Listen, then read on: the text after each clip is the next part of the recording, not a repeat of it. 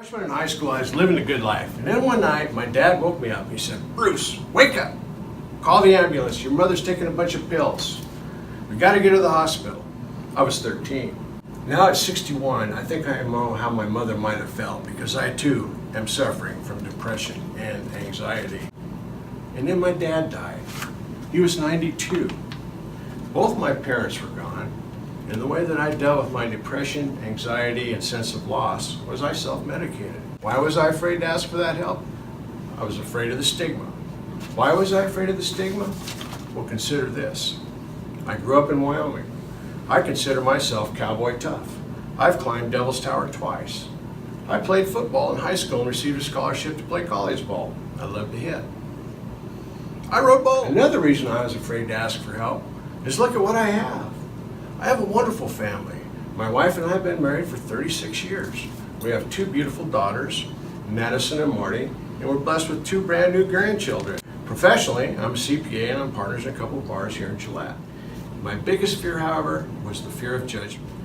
And I felt shame and fear that I would not be allowed to mentor my mentee through the Yes House. I was afraid of being seen as weak and a failure.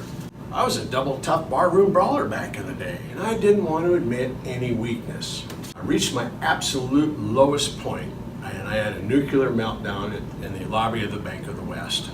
But I did consider suicide because when you're in the middle of an anxiety attack, a panic attack, and you're thinking, man, is this stuff ever going to end? Suicide does become an option. And that's why it brings me here today, so I can talk to you about what took me down the path to start dealing with my depression and my anxiety. What gave me the courage, and yes, I do use the word courage, to ask for help? One morning I was coming to work and I heard a commercial for suicide prevention.